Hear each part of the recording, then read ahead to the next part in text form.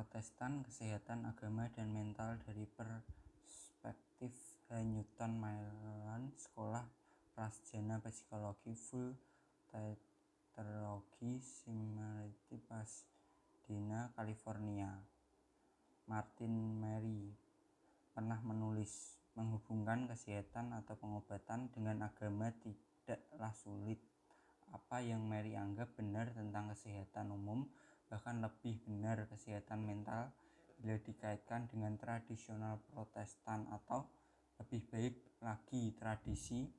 Banyak gereja didefinisikan sebagai Protestan karena mereka bukan Katolik. Cakupnya kekayaan religius dalam spektrum itu sangat luas, sementara gereja-gereja dalam Protestan dapat diidentifikasi sepanjang kontinum teologis ini sebagai fundamental. Garis utama dari liberal diri identifikasi tidak akan sepenuhnya mencakup keyakinan dan praktik gereja. Para hadirin dan kebaktian mungkin menemukan kesamaan yang luar biasa dalam kata-kata yang digunakan bersama dengan perbedaan bersama dalam gaya penekanan siswa saya dan telah bekerja selama lebih dari 1 dekade dan setengah dari ukuran kedewasaan religius yang kami klaim meliputi total tradisi Kristen, Katolik, Protestan. Tetapi kami meyakini bahwa upaya ini mungkin sedikit muluk. Mungkin ada lebih banyak perbedaan dalam dominasi Protestan daripada di antara mereka. Meskipun demikian, mungkin memang ada beberapa penekanan Protestan yang dapat berdampak signifikan terhadap kesehatan mental.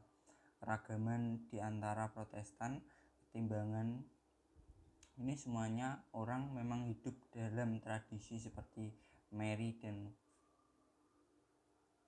Hanyuton Maelon sangat memperhatikan dan berkomitmen pada tradisi khusus mereka dibandingkan yang lain. Nyatanya, saya tidak lagi percaya bahwa dapat diasumsi bahwa menerapkan label pada diri sendiri seperti Protestan berarti sesuatu yang signifikan, kecuali jika hal ini menyaratkan keterlebih komitmen yang lebih besar dari rata-rata psikologis adalah Israel. Berjamin menyimpulkan bahwa kebanyakan label agama tidak lebih dari memberikan identitas sosial. Identitas sosial terdiri dari berbagai label yang mencerminkan berbagai peran dan asosiasi agama hanya salah satunya. Meskipun menurut saya pesimis dengan mengatakan bahwa satu-satunya hal yang akan diprediksi oleh identitas agama adalah frekuensi kehadiran pada jenis kegiatan keagamaan tertentu. Saya setuju bahwa keterlibatan rata-rata hingga kurang dari rata-rata tidak akan berpengaruh pada perilaku. Oleh karena itu, ketika memikirkan tentang hubungan antara Protestan dan kesehatan mental, yang terbaik adalah memikirkan identitas sosial keagamaan sebagai minat sadar mirip dengan minat pada seni pahat kayu atau musik klasik. Mempertimbangkan agama sebagai minat mirip dengan cara menangani semua jenis minat dalam memprediksi minat, kejujuran, dan frekuensi. Hanya minat yang lebih tinggi dari rata-rata yang akan memprediksi siapa yang akan memilih aktivitas. Tentu daripada opsi lain, ketika pilihan tersedia, sikap religius terhadap kesehatan mental harusnya tidak berbeda. Penelitian tentang agama dan kesehatan mental mendukung kesimpulan ini. Meski kematangan religius yang lebih tinggi dari rata-rata ditemukan berhubungan dengan kekurangan tekanan pada wanita Kristen yang lebih tua, agama secara umum belum terbukti menjadi faktor penentu yang seragam dalam penelitian kesehatan mental lainnya. Menurut pendapat saya, tradisi keagamaan tertentu berdampak signifikan terhadap sifat kesehatan mental dan reaksi terhadap konseling. Hanya saya di antara mereka yang minat pada tradisi keagamaan itu jauh melampaui kesesuaian budaya, namun mungkin ada beberapa perbedaan yang signifikan dalam orientasi di antara beberapa kelompok Protestan yang layak dipertimbangkan, yang mungkin mempengaruhi sikap terhadap kesehatan mental di antara mereka yang sangat berkomitmen, bahkan merinci dalam format masuk akal tapi belum pernah diuji.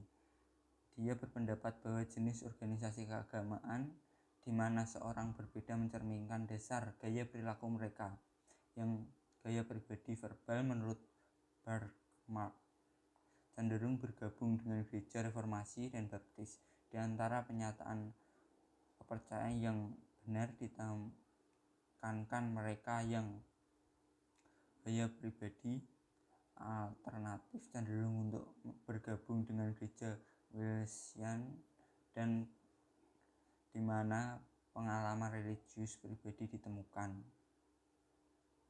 Mereka bergaya pada pribadi yang berorientasi cenderung bergabung dengan gereja-gereja anabaptis seperti The Greater Monotheist, di mana tidak sosial ditemukan. Akhirnya mereka yang bergaya pribadi lebih halus cenderung bergabung dengan gereja Episkopal atau Lutheran yang menekankan misteri ritual.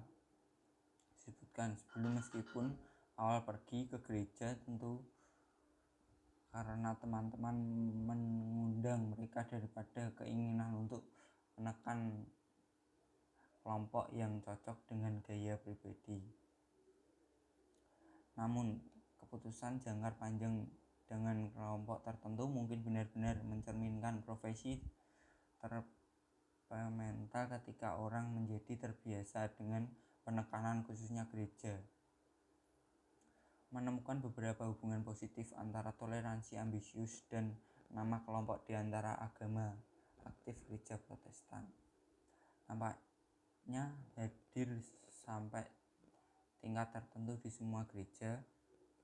Prosesan kelompok tampak mengambil karakteristik dominan yang perlu diperhatikan sehubung dengan kesehatan mental, berawal dengan tipologi. Bahkan saya mengusulkan 4 rangkaian komitmen fundamental liberalis yang menunjukkan pada perbedaan signifikan dalam pandangan Protestanisme. Komitmen ini mencerminkan 2 fokus: sejauh mana kelompok tertentu memandang Alkitab, tradisi pengalaman religius, atau pemikiran rasional sebagai sumber orientasi utama.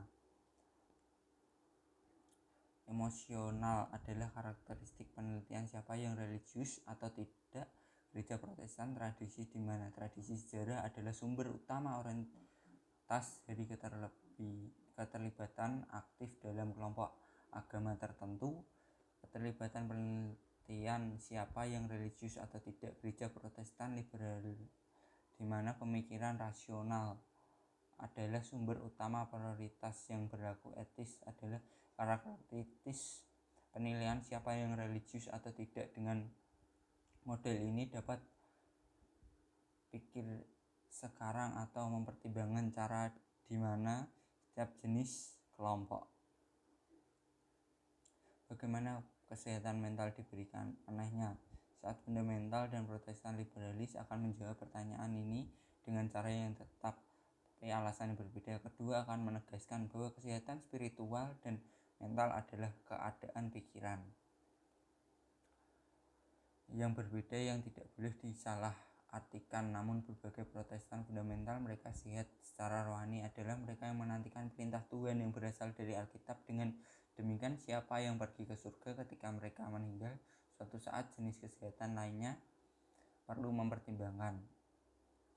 Kelompok ini adalah kesehatan jasmani yang tidak ada hubungan dengan kesehatan rohani. Tidak ada etis seperti kesehatan mental yang tidak identik dengan kesehatan spiritual. Mereka yang tertekan atau terganggu tidak menanti tuntutan Tuhan.